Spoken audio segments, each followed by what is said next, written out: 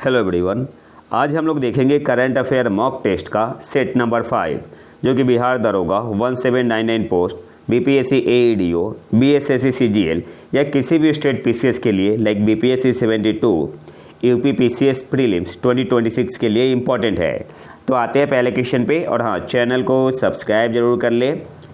11वीं एशियाई aquatics championship Bharat के किस शहर में सफलतापूर्वक संपन्न हुई? तो जो आपका 11वां एशियाई एक्वेटिक्स चैंपियनशिप हुआ ये भारत के किस शहर में हुआ था? अहमदाबाद में। ऑप्शन बी आपका यहाँ पे सही आंसर होगा। और इसका शुभंकर यानी मैस्कॉट क्या था? ये भी आपसे एग्जाम में पूछ सकता है। तो इसका मैस्कॉट यानी शुभंकर था जलवीर। जलवीर कब से कब तक हुआ? 28 सितंबर से 11 अक्टूबर 2025 तक। कहाँ पे? Veer Savarkar sports complex. और इसमें कौन कौन सा गेम था? तो इसमें स्विमिंग था, आर्टिस्टिक स्विमिंग था, डाइविंग था और वाटर पोलो था। किस देश ने टॉप किया? तो चीन पदक तालिका में टॉप पे रहा था। दूसरे स्थान पे कजाकिस्तान और तीसरे पे जापान रहा। भारत कौन से स्थान पे रहा? तो भारत रहा 13 पदकों के साथ 11वें स्थान पे। भारत ने 4 रजत और 9 कांस्य पदक जीते। टोटल कितने हो गए? 13। भारत कौन से रैंक पे रहा था? तो भारत 11वें स्थान पे रहा था। चीन ने टोटल 54 मेडल जीते जबकि कजाकिस्तान ने 23 और जापान ने 21। अब यहाँ पे देख लेते हैं। अच्छा, थीम क्या था इसका? ये भी इम्पोर्टेंट है।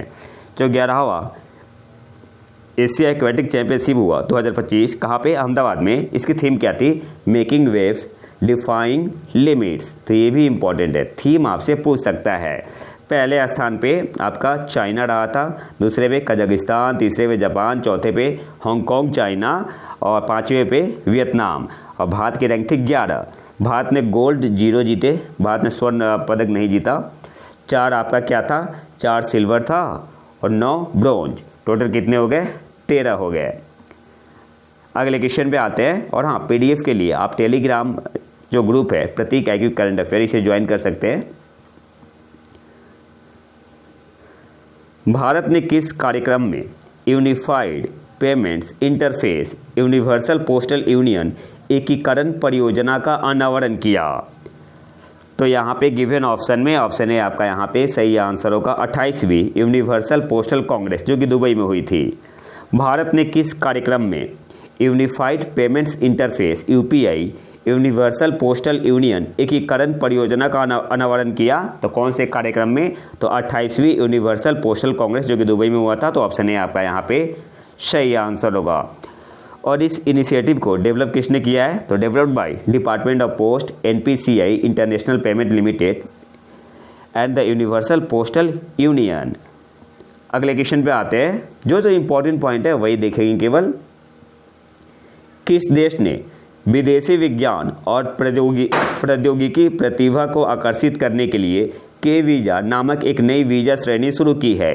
तो के वीज़ा किसने शुरू किया है? चीन ने। बस इतना याद रखना है, चीन ने। ऑप्शन डी आपका यहाँ पे सही आंसर होगा। इसमें स्टेम क्षेत्र में स्नातक की डिग्री वाले लोग भी शामिल हैं। और 1 अक्टूबर 2025 से प्रभावी यह वीज़ा पात्र व्यक्तियों को स्थानीय नियोक्ता से प्रायोजन प्राप्त किए बिना चीन में काम करने, शोध करने या व्यवसाय शुरू करने की अनुमति देता है। और यह पहल आर्टिफिशियल इंटेलिजेंस यानी कृत्रिम बुद्धिमत्ता और बायोटेक्नोलॉजी, जैव प्रौद्योगिकी जैसे तकनीकी क्षेत्रों में अपनी स्थिति मजबूत करने की चीन की रणनीति का हिस्सा है। अगले क्वेश्चन पे आते हैं। किस संस्थान ने क्वांटम प्रौद्योगिकियों और स्पिनट्रॉनिक अनुप्रयोगों के लिए कोलेस्ट्रॉल आधारित नैनो मटेरियल विकसित किया है? तो किसने विकसित किया है? नैनो विज्ञान एवं प्रौद्योगिकी संस्थान जो कि मोहाली में है। ऑप्शन है आपका यहाँ पे सही आंसर होगा। किस संस्थान ने? बस इतना ही आपको पता होना चाहिए कि किस संस्थान ने क्वांटम प्रौद्योगिकियों और स्पिनट्रॉनिक अनुप्रयोगों के लिए कोलेस्ट्रॉल आधारित नैनो मटेरियल डेवलप किया है। तो किसने डेवलप किया है कोलेस्ट्रॉल आधारित नैनो मटेरियल? तो नैनो विज्ञान एवं प्रौद्योगिकी संस्थान मोहाली ने। ऑप्शन है आपका यहाँ पे सही आंसर होगा। अगले क्वेश्चन पे आते हैं। सुजलाम भारत शिखर सम्मेलन किस मंत्रालय के नेतृत्व में एक राष्ट्रीय पहल है? तो जल शक्ति मंत्रालय। ऑप्शन सी आपका यहाँ पे सही आंसर होगा। सुजलाम भारत शिखर सम्मेलन किस मंत्रालय के नेतृत्व में एक राष्ट्रीय पहल है? तो जल शक्ति मंत्रालय, ऑप्शन सी आपका यहाँ पे सही आंसर होगा। अब यहाँ से कुछ इंपॉर्टेंट पॉइंट देख लेते हैं।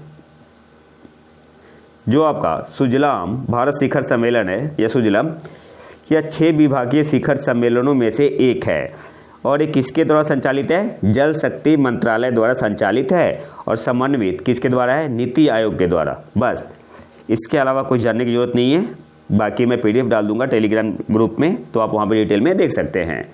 अगले क्वेश्चन पे आते हैं। यूनिस अहमद जिन्होंने कैमल इंटरनेशनल अवार्ड 2025 जीता है, किस भारतीय राज्य से है? तो पलक्कड़, जो कि केरल में है। NRI है, केरल में है। तो सही आंसर यहाँ पे क्या होगा? ऑप्शन ए आपका यहाँ पे सही आंसर होगा, केरल। और इस अवार्ड को किसके द्वारा दिया गया है? तो given by the Arabian world records. और इसके अलावा 14 ऑल अचीवर को दिया गया है, सम्मानित किया गया इस अवार्ड से from across the world, literature में, साहित्य में, आर्ट में, फाइन आर्ट्स में, बिजनेस में और सोशल मीडिया में। अगले क्वेश्चन पे आते हैं। किस राज्य सरकार ने नवाचार और उद्यमिता के निर्माण के लिए स्थानीय अर्थव्यवस्था त्वरक कार्यक्रम, local economy accelerator programme, short में से बोलते हैं लीप, LEAP। तो आपसे एग्जाम में लीप का फुल फॉर्म भी पूछ सकता है, लोकल इकोनॉमी एक्सेलरेटर प्रोग्राम। तो किस राज्य सरकार ने शुरू किया है? कर्नाटक ने।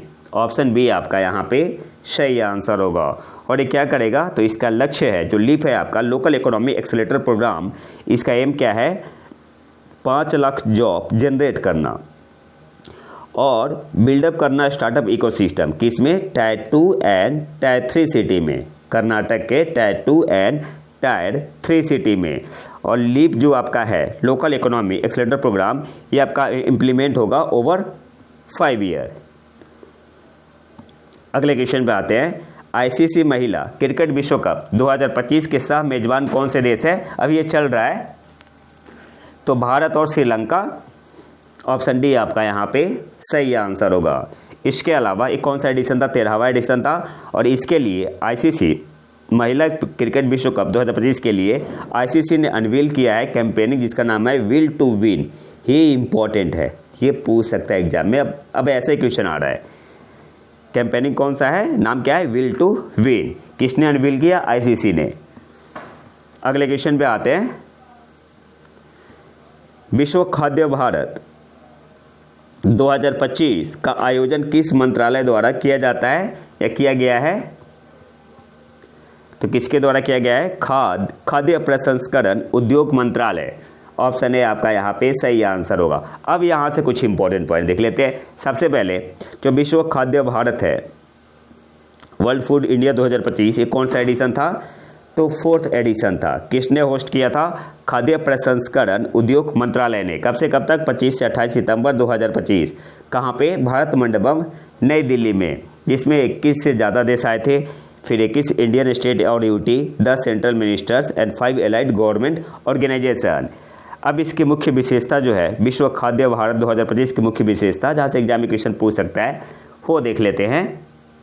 और इसका उद्घाटन किसने किया? ये भी आपसे एग्जाम पूछ सकता है। उद्घाटन किसने किया? तो नरेंद्र मोदी ने। उद्घाटन किसने किया? नरेंद्र मोदी जी ने। साझेदार देश कौन है? न्यूजीलैंड और सऊदी अरब। फोकस देश जापान, रूस, संयुक्त अरब अमीरात और वियतनाम। इस वर्ष का संस्करण 5 मुख्य स्तंभों पर आधारित है। कौन कौन सा है? तो आपका स्थिरता और शुद्ध शून्य खाद्य प्रसंस्करण। भारत एक वैश्विक खाद्य प्रसंस्करण केंद्र के रूप में खाद्य प्रसंस्करण, उत्पाद और पैकेजिंग प्रौद्योगिकियों में अग्रणी। चौथा आपका है पोषण, स्वास्थ्य और कल्याण के लिए भोजन। और 5वां है पशुधन और समुद्री उत्पाद भारतीय ग्रामीण अर्थव्यवस्था को गति दे रहे हैं। तो ये जो आपका इस वर्ष का संस्करण था, ये 5 मुख्य स्तंभों पर आधारित है। इसके अलावा जो इसका समापन हुआ, जो कंक्लूड हुआ है, तो इस 4 दिवसीय योजना के दौरान 26 प्रमुख घरेलू एवं वैश्विक कंपनियों ने कुल 1,02,046.89 करोड़ रुपये मूल्य के समझौता ज्ञापनों पर हस्ताक्षर किए। याद रखना है, जो कि भारत के खाद्य प्रसंस्करण क्षेत्र में निवेश की सबसे बड़ी घोषणाओं में से एक है। एक डाटा आपको याद रखना है, इन समझौता ज्ञापनों से 64,000 से अधिक लोगों के लिए रोजगार के प्रत्यक्ष और 10 लाख से अधिक व्यक्तियों के लिए अप्रत्यक्ष अवसर सृजित होने का अनुमान है। और वर्ल्ड फूड डे कब मनाते हैं?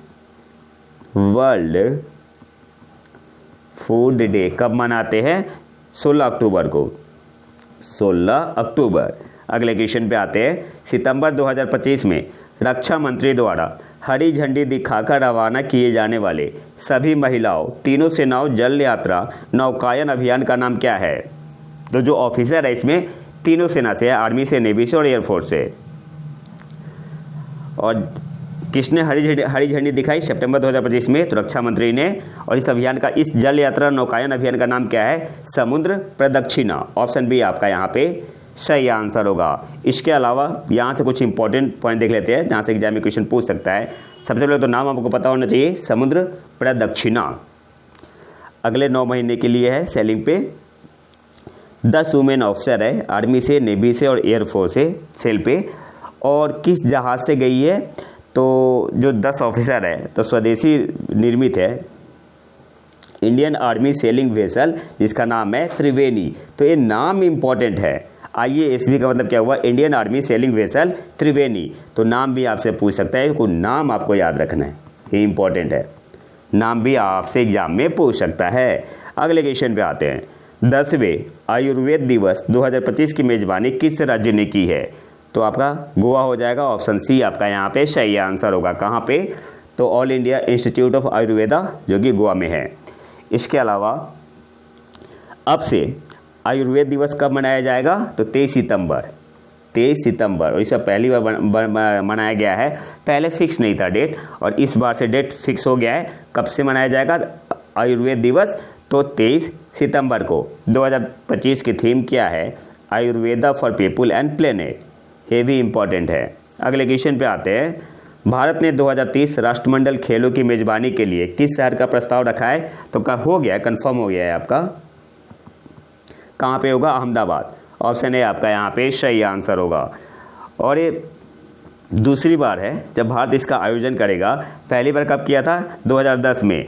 और जो बिड लगा हुआ था, बोली लगी थी, तो भारत का प्रतिद्वंदी शहर कौन सा था? तो नाइजीरिया का शहर था अबूजा। भारत ने इसे बीट किया था, नाइजीरिया का शहर अबूजा। तो हो सकता है ये भी आपसे एग्जाम में पूछ ले। अगले क्वेश्चन पे आते हैं। भारत ब्रिटेन संबंधों को और घनिष्ठ बनाने के लिए सितंबर 2025 में ब्रिटिश प्रधानमंत्री कीर स्टारमर को कौन सा सम्मान प्रदान किया गया? तो ऑप्शन डी आपका यहाँ पे सही आंसर होगा, लिविंग ब्रिज पुरस्कार। भारत ब्रिटेन संबंधों को घनिष्ठ बनाने के लिए सितंबर 2025 में ब्रिटिश प्रधानमंत्री कीर स्टारमर को कौन सा सम्मान प्रदान किया गया? तो लिविंग ब्रिज पुरस्कार। ऑप्शन डी आपका यहाँ पे सही आंसर होगा। इसके अलावा सबसे इम्पोर्टेंट पॉइंट और है यहाँ पे एक, इस अवार्ड को लिया किसने? On behalf of Keir Starmer. तो किसने लिया? सीमा मल्होत्रा। ये नाम इम्पोर्टेंट है, जो कि ब्रिटेन